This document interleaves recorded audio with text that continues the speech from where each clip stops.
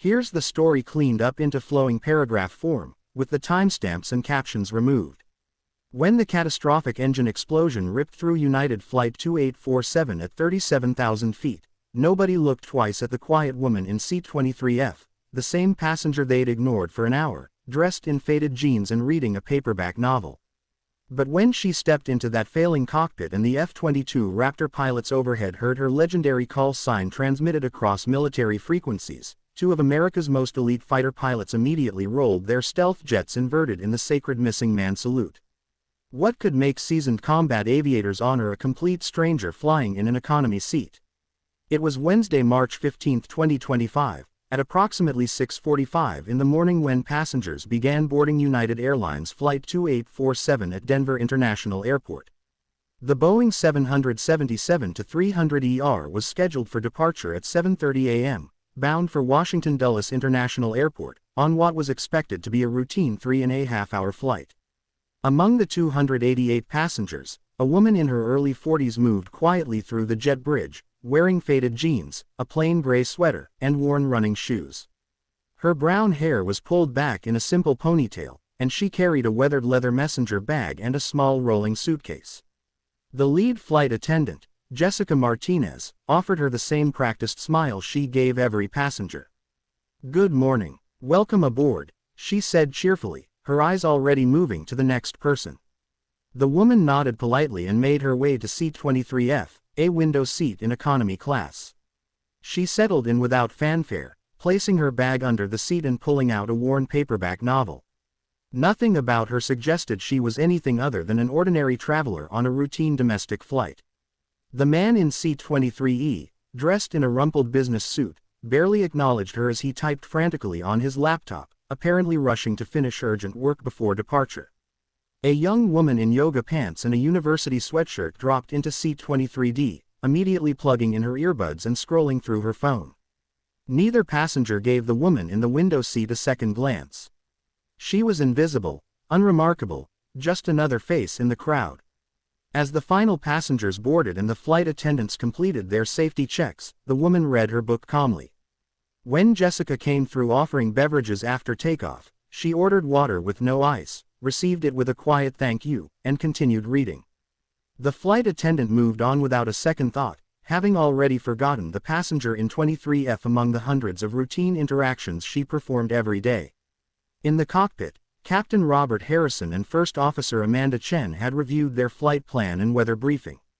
Everything looked perfect for an on-time departure and smooth flight. At 7:28 a.m., 2 minutes ahead of schedule, Flight 2847 pushed back from the gate. Captain Harrison's voice came over the PA system with the standard welcome and flight information. The woman in 23F listened politely, having heard similar announcements hundreds of times before. The big Boeing taxied to runway 34R, and at 7:41 a.m. the captain advanced the throttles.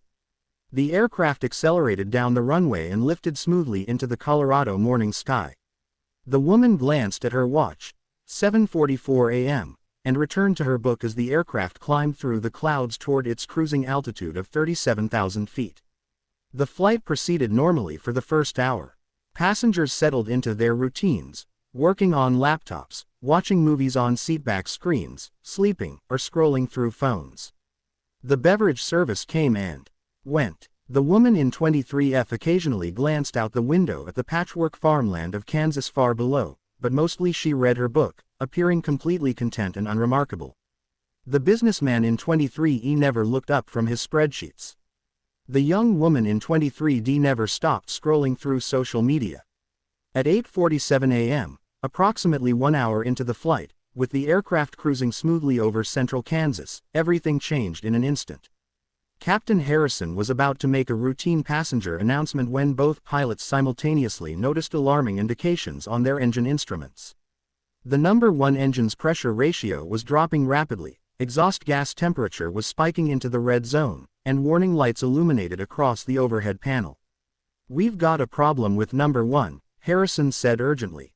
Before First Officer Chen could respond, a tremendous bang shook the entire aircraft, loud enough to make passengers gasp and grab their armrests. The woman in 23F's book fell from her lap as the aircraft lurched violently left. She immediately looked out the window, her eyes moving with analytical precision. Pieces of engine cowling were separating from the number 1 engine, trailing smoke and debris. In the cockpit, alarm bells screamed and master warning lights flashed red. Number 1 engine failure, Chen called out, reaching for the emergency checklist. Harrison fought the control yoke, trying to level the wings, but the aircraft wasn't responding normally. "I've got severe flight control degradation," he reported tensely. "Hydraulic pressure dropping on systems A and C. We're losing multiple systems." The aircraft continued rolling left despite Harrison's maximum control inputs. Oxygen masks suddenly dropped throughout the cabin with a loud whoosh, yellow tubes and plastic cups swinging wildly. Passengers screamed. "Ladies and gentlemen, this is the captain." Harrison's voice cut through the panic, speaking quickly but with forced calm. "We have experienced an engine emergency. Put on your oxygen masks immediately and remain seated with seatbelts fastened." Jessica Martinez grabbed the interphone from the aft galley after being thrown against the wall. "Flight deck, what's our status?" she asked urgently. "Uncontained engine failure. Multiple system failures, declaring emergency," Harrison replied tersely. "Prepare cabin for possible evacuation." The woman in 23F secured her oxygen mask with quick, certain movements, unlike the other passengers who fumbled with the unfamiliar equipment. Her eyes scanned the damaged engine through the window, trailing heavy smoke but no visible fire. She was calculating mentally. Single engine failure, hydraulic problems, flight control issues over Kansas with limited airport options. The closest major airport was Kansas City, about 180 miles northeast, but with severe control problems, even reaching it might be impossible. Chen coordinated with air traffic control. "Kansas Center, United 2847 Heavy, declaring emergency, uncontained failure number 1 engine with multiple secondary system failures. Requesting immediate vectors, nearest suitable airport. Souls on board, 288. The controller responded instantly with urgent efficiency. "United 2847 Heavy, Roger, emergency declared. Turn left heading 040, vectors Kansas City International, distance 170 miles. But when Harrison attempted the turn, he encountered a terrifying problem. The flight controls barely responded, requiring enormous physical force to move the yoke, and the aircraft's response was sluggish and unpredictable. "Amanda, we've got a major problem," he said grimly. "I can barely control this aircraft. We may have structural damage to the wing or control surfaces." The cabin had descended into chaos. Passengers were crying, praying, calling loved ones despite the oxygen masks. Flight attendants tried to check passengers while the aircraft pitched and rolled unpredictably. The businessman in 23E gripped his armrests with white knuckles, eyes squeezed shut. The young woman in 23D sobbed quietly, her phone clutched to her chest. But the woman in 23F remained calm, breathing steadily through her oxygen mask, her eyes constantly moving between the window and cabin, observing and analyzing. She noticed the wing flexing abnormally, suggesting structural compromise. She smelled smoke filtering into the cabin. She heard the remaining engine straining at maximum power, producing vibrations that suggested dangerous overstress. She unbuckled and stood up. A flight attendant immediately called out, "Ma'am, you need to remain seated." The woman ignored her and pressed the call button 3 times rapidly, a military signal for urgent cockpit communication.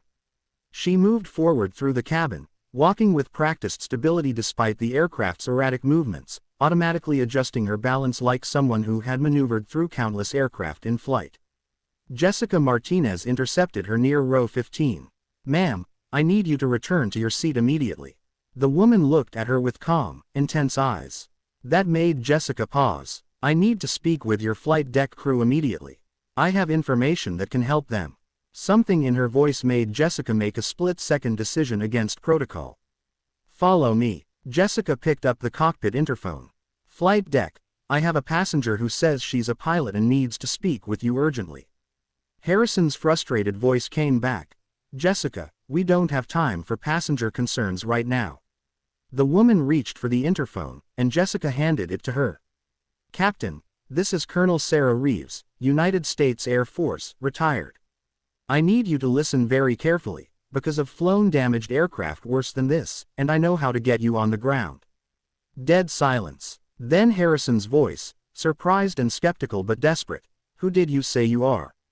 The woman spoke clearly. Colonel Sarah Reeves, call sign Phoenix, formerly commander of the 65th Aggressor Squadron, former test pilot at Edwards Air Force Base, 4,800 flight hours in tactical aircraft, including F-22, F-35, F-16, and F-15.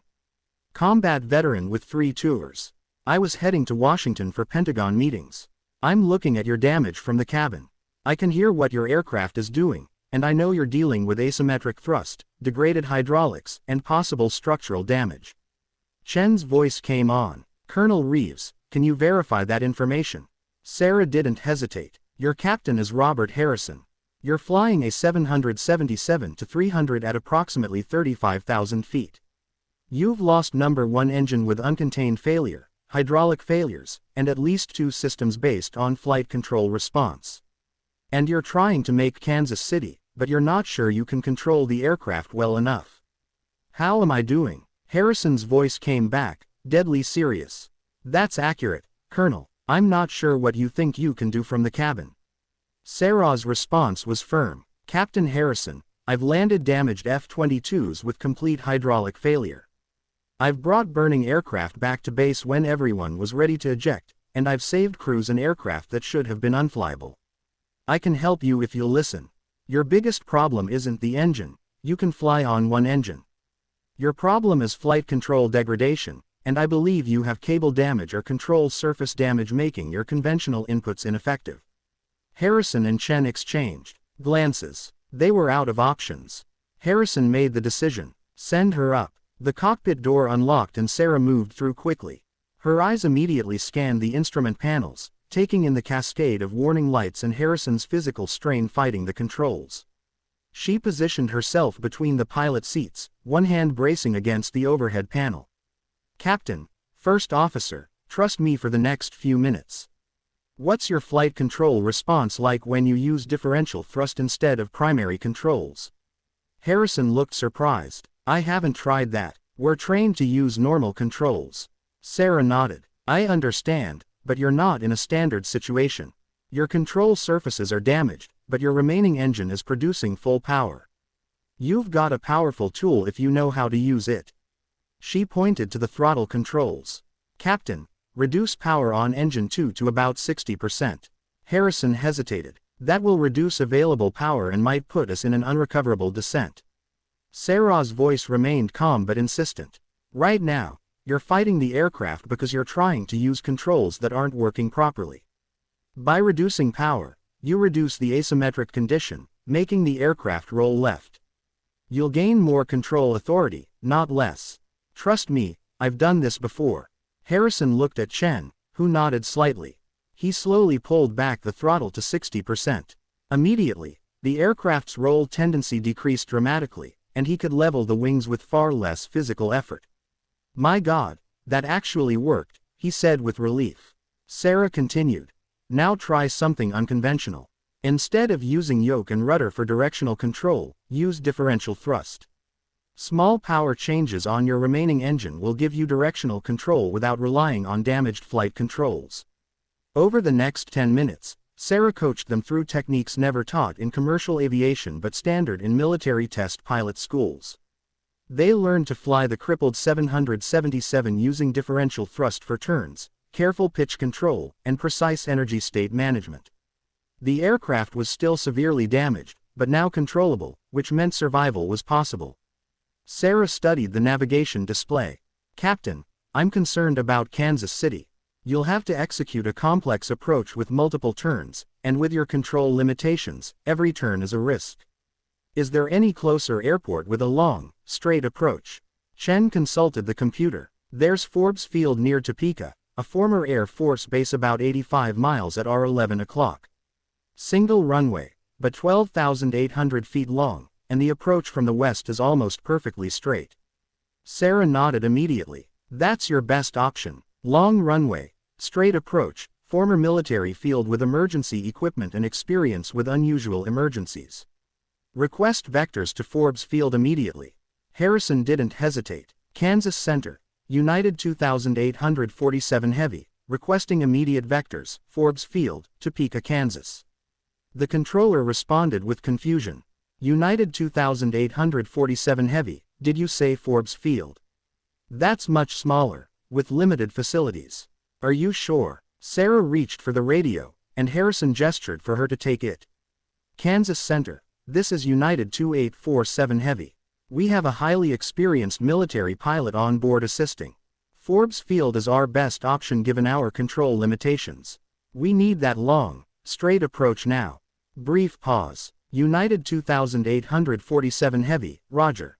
Turn right heading 050, vectors direct Forbes Field, distance 82 miles.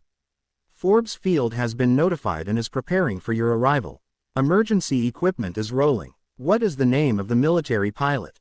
Assisting. Sarah keyed the radio. Kansas Center. Assisting pilot is Colonel Sarah Reeves, United States Air Force, retired, call sign Phoenix. In the Kansas City Air Route Traffic Control Center, the controller suddenly sat up straighter. He was former Air Force, and he knew that call sign. Every military aviator knew that call sign. He immediately called McConnell Air Force Base Operations. This is Kansas Center Civilian ATC. Emergency aircraft inbound Forbes Field, and Colonel Sarah Reeves, call sign Phoenix, is on board assisting. You need to know about this right now. At McConnell, Major Tom Bradley grabbed the phone and listened, his face going pale. Within minutes, alerts went out to Air Combat Command Headquarters, the Pentagon, and every fighter squadron in the region.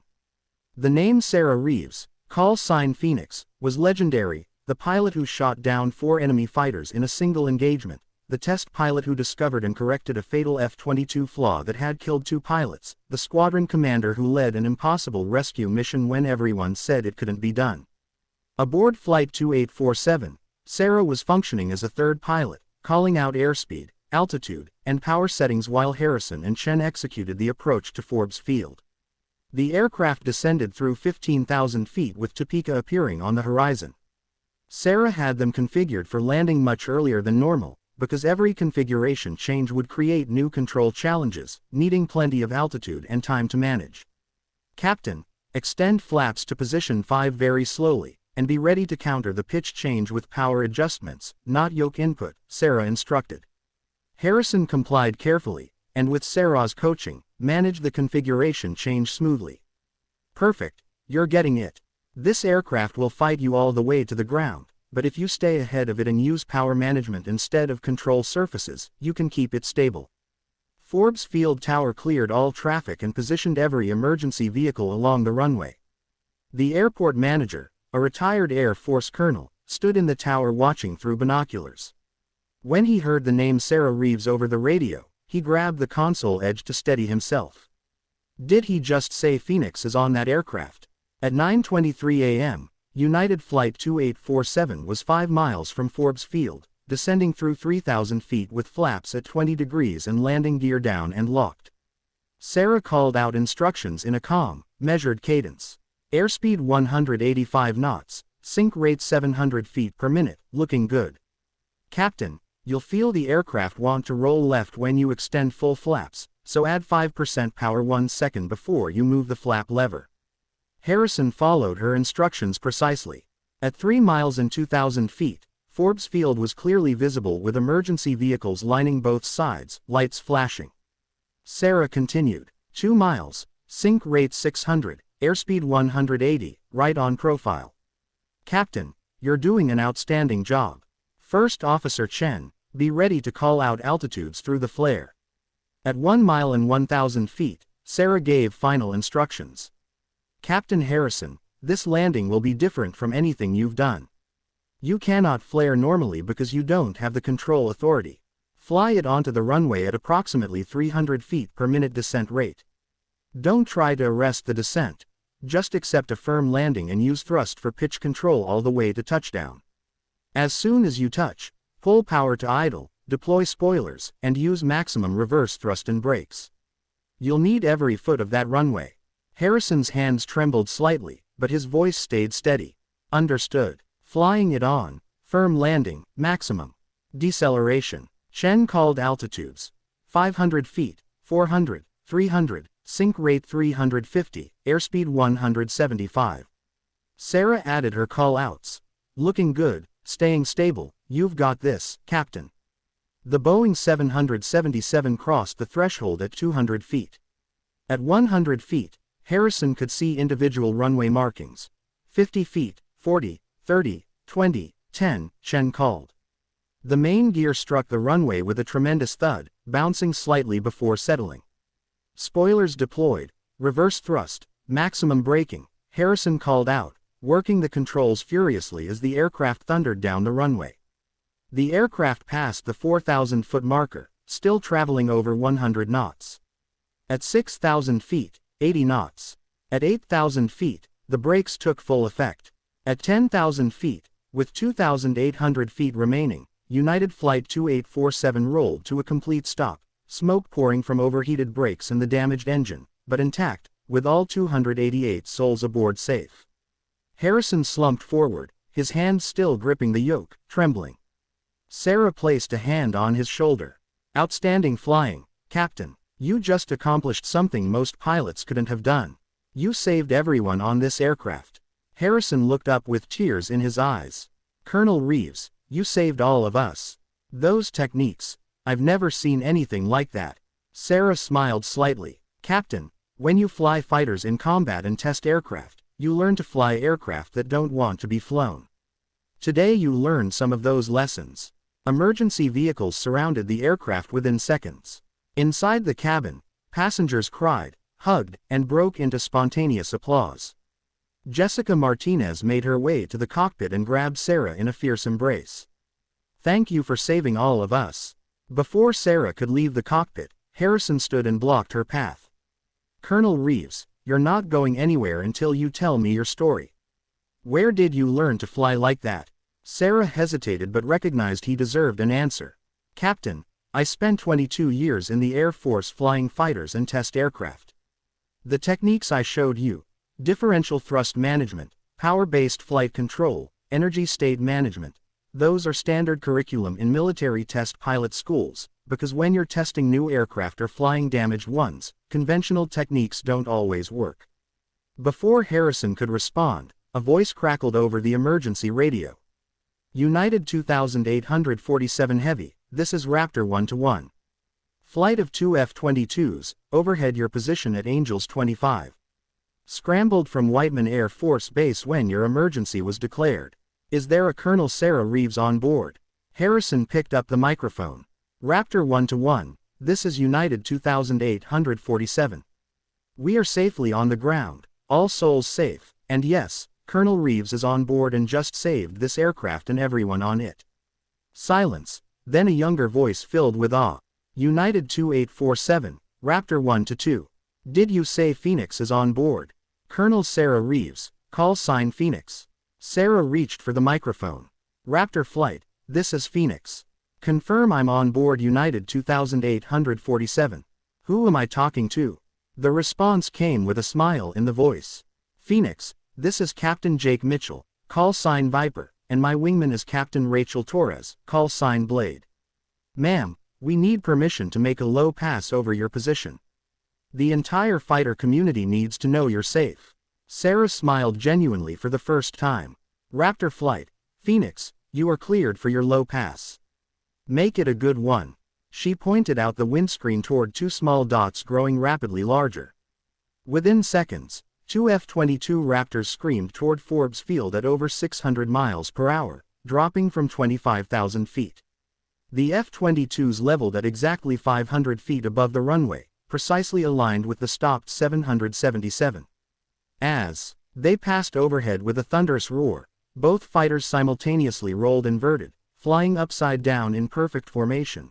The missing man salute, reserved only for the most honored aviators, before rolling upright and climbing vertically, both pilots with their hands raised in salute. Harrison and Chen watched with mouths open. Colonel Reeves, Harrison said slowly, those F-22 pilots just performed an unauthorized aerobatic maneuver over a civilian airport during an emergency. They could face disciplinary action. Why would they risk that? Sarah looked at him with emotion rarely shown. Captain, in the fighter pilot community, there are bonds and traditions beyond regulations. Those pilots just told me, and everyone watching, that I'm one of them, that I'm respected, and that my service mattered. They'll face paperwork, but it will be worth it to them. As passengers evacuated using mobile stairs, word spread through military aviation at lightning speed. At Whiteman Air Force Base, Captain Mitchell and Captain Torres landed and immediately faced their squadron commander, Lieutenant Colonel David Price, standing on the flight line with arms crossed. Before Price could speak, Mitchell said, "Sir, Colonel Sarah Reeves was on that aircraft. Phoenix saved everyone aboard. We had to honor her." Price's stern expression melted. "Phoenix was on that flight, and she saved it." Mitchell nodded. "Yes, sir. She coached them through landing a severely damaged aircraft using techniques they'd never seen." Price shook his head. "You'll still write reports about that unauthorized maneuver, but I'm not pursuing discipline. Phoenix earned that salute. Now write those reports while I call Air Combat Command. They need to know." At Air Combat Command headquarters at Langley, the watch officer fielded multiple calls about the emergency and Colonel Reeves's involvement. Within 30 minutes, the information reached General Marcus Thompson, ACC commander and former F-15 pilot who had flown combat alongside Sarah. He immediately called General Patricia Morrison, Vice Chief of Staff of the Air Force. "Pat, Colonel Sarah Reeves, retired, was on a commercial flight with a catastrophic emergency, and she saved the aircraft using advanced tactical flying techniques," Thompson reported. Morrison responded decisively. "Marcus, I want a full briefing within the hour. Sarah Reeves is one of our most decorated combat pilots. If she's back in the news for heroics, I want every detail. Also, consider this, she retired 3 years ago, but clearly operates at the highest levels. We need people like her in training programs. Let's see if we can convince her to come back." At Forbes Field, passenger evacuation progressed smoothly. Sarah tried to blend in, but Jessica had told every flight attendant who she was and what she'd done, and word spread among passengers rapidly. As Sarah walked down the mobile stairs, exhausted and wanting a quiet corner, she found herself surrounded by passengers wanting to thank her, shake her hand, hug her. The businessman from 23E, who had never acknowledged her during the flight, stood before her with tears streaming. "Ma'am, I don't even know your name, but because of you, I'm going to see my wife and 2 children again. Thank you." The young woman from 23D, who had treated Sarah as invisible, grabbed her in a fierce embrace and sobbed. "You saved my life. You saved all of us. You're a hero." Sarah accepted their thanks with quiet grace, uncomfortable with attention but recognizing these people needed to express gratitude as part of processing their trauma. Airport security finally escorted her to a private office. The airport manager, Colonel Mike Henderson, retired Air Force F-16 pilot, entered and extended his hand with reverence. "Colonel Reeves, I'm Colonel Henderson, retired, airport manager here. I flew F-16s for 20 years, and I know exactly who you are. It's an honor to meet you and know you landed safely at my airport." Before long, there was a knock on the door. A security officer poked his head in. "Colonel Henderson, sir, situation developing outside. Word got out about Colonel Reeves and what she did. News crews setting up, military officers arriving from multiple bases. Lots of people wanting to see her." Henderson looked at Sarah with concern. "Colonel, I can keep them away if you want privacy." Sarah smiled tiredly. "Colonel Henderson, I've learned sometimes you have to face the attention. Let's deal with it now." Henderson led her to the main terminal. Sarah was genuinely surprised by what she saw. The terminal was filled with people, passengers, airport workers, emergency responders, and at least a dozen military personnel in uniform who had driven from various bases. As she entered, everyone spontaneously began applauding, a thunderous sound echoing off the walls and ceiling. Sarah stopped, overwhelmed, feeling her carefully maintained composure begin to crack. Among the crowd, several people in Air Force flight suits with fighter squadron patches were not applauding. They stood rigidly at attention, hands raised in salute, faces showing respect and admiration, needing no words. Sarah recognized several as pilots she had trained years ago, now senior captains and majors. She instinctively straightened to attention and returned their salutes with career military crispness, bringing fresh applause. One pilot, a major she recognized, approached. "Colonel Reeves, ma'am, I'm Major Scott Davidson. We flew together at Nellis 5 years ago when you ran the 65th Aggressors. When we heard you were on that flight and saved it, we had to come. You taught me everything about flying damaged aircraft and handling emergencies. Sounds like you put on a master class today. Sarah gripped his hand firmly. Major Davidson, I remember you as a lieutenant, one of my best students. Good to see you wearing major's leaves. A commotion at the entrance announced more senior officers, led by a 2-star general. The crowd parted, and Major General William Crawford, commander of 8th Air Force, walked directly to Sarah with a broad smile. Colonel Reeves, I flew here as soon as I heard, because I needed to personally thank you and tell you the entire Air Force is proud of you. Sarah came to attention and saluted. Crawford returned the salute before extending his hand. Colonel, let's dispense with formalities. I reviewed the radio recordings and Captain Harrison's NTSB debriefing. What you did was extraordinary. You took 2 commercial pilots who'd never trained for that emergency and taught them advanced test pilot techniques in real time while the aircraft failed around them. That's instruction that normally takes months in formal test pilot school. As Crawford spoke, news crews broadcast live, and the story spread across social media and networks. Within an hour, footage of Sarah's arrival, the fighter pilot salutes, and Crawford's praise was shared by millions. National networks picked up the story, and Colonel Sarah Reeves, call sign Phoenix, became the trending topic nationwide. The Air Force Public Affairs Office fielded hundreds of media requests and quickly assembled her biographical summary. 3 combat tours with multiple air-to-air kills, including the famous engagement where she shot down 4 enemy fighters protecting a rescue helicopter. Test pilot at Edwards, instrumental in F-22 and F-35 development. Commander of the 65th Aggressor Squadron, training hundreds of fighter pilots. Numerous decorations, including the Silver Star, the Distinguished Flying Cross with 2 oak leaf clusters, and the Air Medal with 15 oak leaf clusters.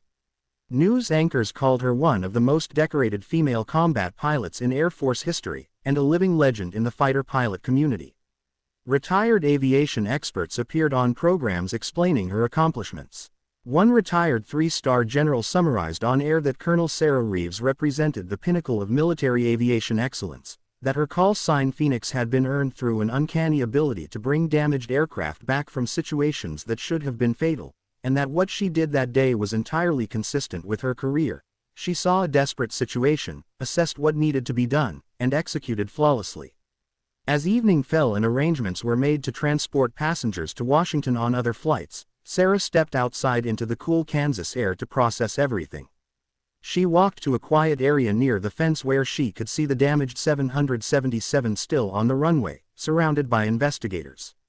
She thought about how close they'd come to disaster, how many factors had to align perfectly for survival, how random chance had placed her on that specific flight at that specific time. She heard footsteps and turned to find Captain Harrison and First Officer Chen approaching, both still in uniform, both exhausted. Harrison spoke first. Colonel Reeves, Amanda and I have been talking. We've been flying for a combined 35 years, and we thought we knew everything about handling aircraft emergencies. Today you showed us we'd barely scratched the surface of what's possible. You opened our eyes to a completely different level of aviation knowledge. Chen continued. Colonel, in commercial aviation we're taught to rely on procedures, checklists, standard responses. It works 99.9% of the time, but we're never taught to think like you, to analyze fundamental aerodynamics, improvise solutions, use the aircraft in ways it wasn't designed for.